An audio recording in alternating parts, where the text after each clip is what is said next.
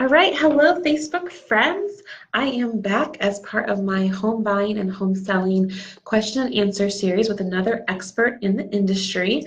Today, you're going to get to learn a little bit more about home staging, the benefits, and some little tricks you can use to give your home that extra edge when buyers walk through that door. I am joined today with Stephanie Augusta. She's the owner of Ponte Vedra Staging. Thank you so much for joining me today, Stephanie. Well, thanks for having me, Amanda. Before we dive in with all of the staging stuff, tell me a little bit about how you got into this business. It's very unique, so tell me a little bit about how you got into it. Well, I'm glad I did, and it was about 5 years ago that I was working with a team of agents here in Ponte Vedra as their marketing / sales assistant, and noticed that there were a lot of homes that were vacant on the market.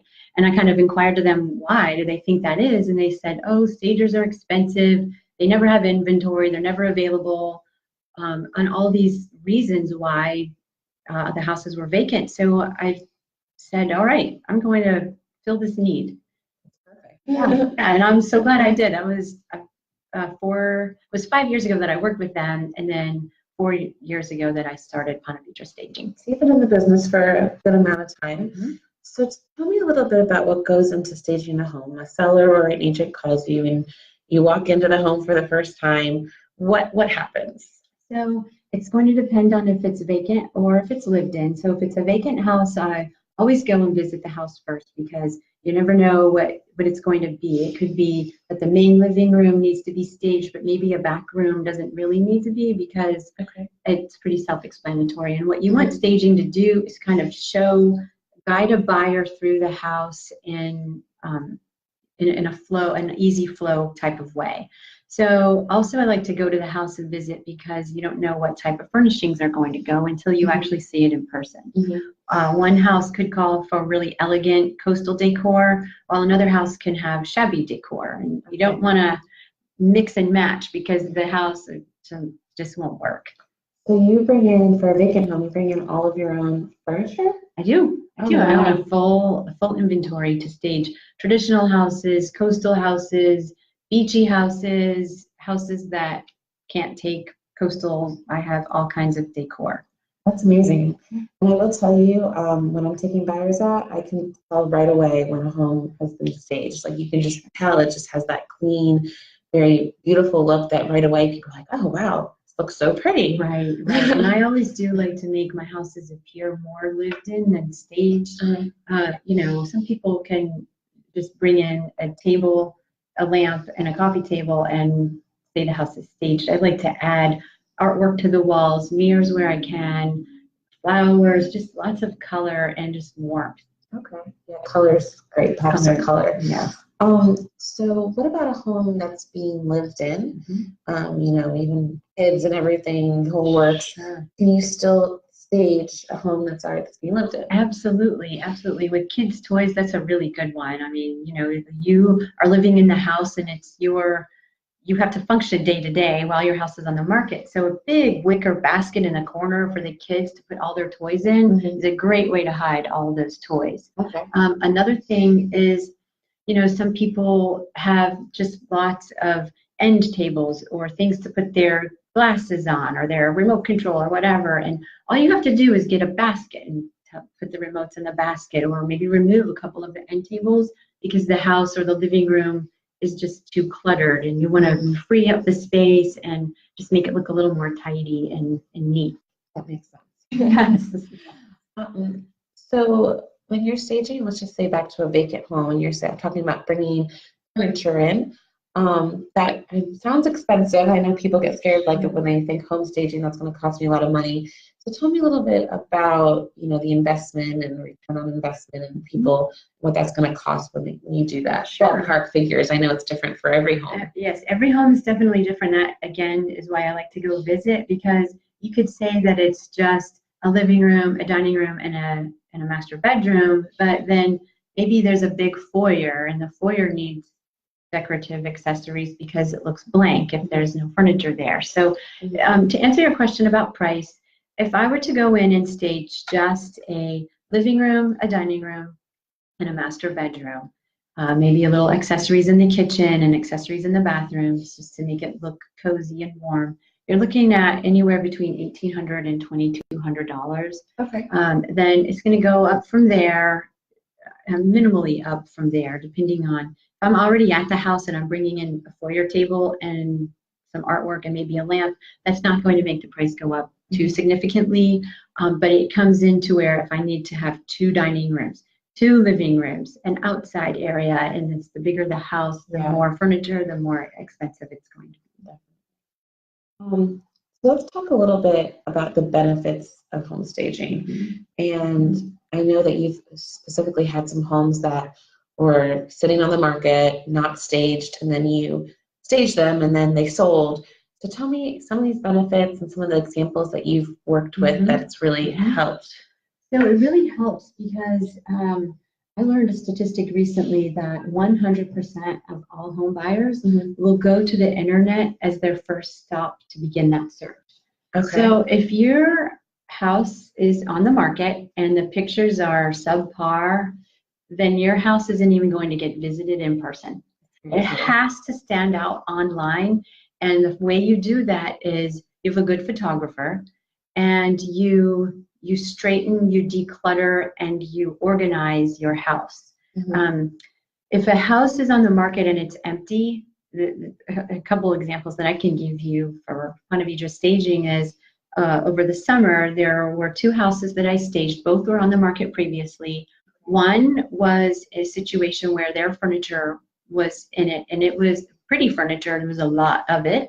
And one was a situation where it was pretty much empty, but they had an old sofa left in the dining room, and that was pretty much all they, in the living room, and that was pretty much all they had in the house. Okay. So that old sofa was just the eyesore of the room. So I came in and I staged both of those houses and got them really pretty, got them standing out online, and both, one sold or got a contract in 12 days and one got a contract in 17 days. Wow. So I'm pretty proud of those. Yeah, definitely. Of those 2. And it's amazing. First impressions are so huge when it comes to listing your home. I always tell people it's really the first 20 seconds of someone coming into your house or even pulling up that they decide whether they like it or not. So it really even starts on the outside with putting, some pretty potted plants, right? Definitely. Yeah. Pulling weeds, making sure your lawn is mowed, trees are trimmed, that type of thing. And then once you come in the door, there has to be a wow factor. And one thing that I did want to say too, if you walk in and they immediately see a photo of you and your family, that is going to be difficult for them to picture themselves living there. Or if they see all your kids' trophies in the bedrooms or anything like that, that stuff just has to be put away and hidden. Yeah, definitely. As much as it seems to put that stuff away. Definitely, it does. So can you share maybe a few of your favorite tips and tricks with our viewers today that may help them when getting their home ready to be put on the market? Absolutely. So my favorite one is going to be when you've made the decision to sell your house and your agent has talked to you about either staging or all the things that you need to do to prepare your house for the market. Now it's time for photo shoot day. So you have your house and it's cleaned up and it looks really pretty because you're having a picture taken, and then the pictures are taken and uploaded online and it goes live. Every time you have a showing, your house needs to look just like it does in those photos, because that is the first step to building trust with your buyer. And a buyer is trusting you that first of all your house is exactly how it's described, but then if it also looks the same as it does when they saw it online, that's just, they trust you. And that's huge. It's huge. Having that relationship right away between buyer and seller. Absolutely. Yeah, definitely. A few other tips and tricks you hit on today, but just to re-emphasize is the clutter. The clutter, the C word. Yes. Get the things off your kitchen countertops. Get the things off your coffee tables. All those little knickknacks and photo frames and pictures, like put them away, put them in storage, get a box for them, just get them out of the house. Right. Well, you've made the decision. If you have made the decision to put your house on the market, you've made the decision that you're ready to move on. You're ready for the next chapter. So what that means is that house that you're currently living in is still your house, but it's not really. It's now an opportunity or a place for a potential buyer to come in and try to find their dream kitchen or their dream backyard. And if your stuff is all over the place, then it's going to be hard for them to envision themselves living there. That's a great example, great way to put it. Yeah. It's okay to leave some of your family photos around, just not thousands of them. A couple here, a couple there, because that really does make the house feel loved. But you don't need all of them to be out. You don't need all of your kids' trophies to be out. Yeah. Another thing I'd like to touch on with kind of staging is smell. And so many of us who have pets, I have a dog and 2 cats, and you get used to that smell, and have someone else come in and walk in and ask them, can you smell pets in my house? Definitely. What type of odor do you smell when you walk in? And then just deodorizers. Use deodorizers. There's so many on the market that can be discreetly hidden behind a vase or plugged into an outlet behind an end table or something like that. And definitely get those and then have them come and test again and say, can you smell the pet still? Yeah. Sometimes another thing that can help with that is and I know that some people don't like to spend the money, but if maybe a wall needs to be repainted, sometimes painting can help get rid of that smell too. Oh, definitely. Especially if that wall is in bad shape anyway. Getting the carpets professionally Sure. cleaned. Oh, definitely. One last trick I usually tell everyone, my sellers, is before showing, make sure you have your blinds open and lots of light coming in. People want to see natural light. I've had buyers walk into homes and be like, it's just so dark in here.